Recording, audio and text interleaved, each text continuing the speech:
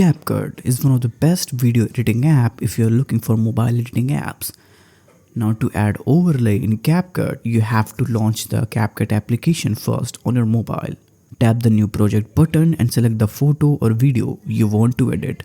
Now once the project is open, at the bottom toolbar swipe to find the overlay option and tap overlay, then choose add overlay.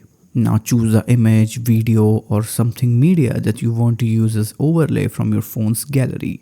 Now tap to add insert to your project.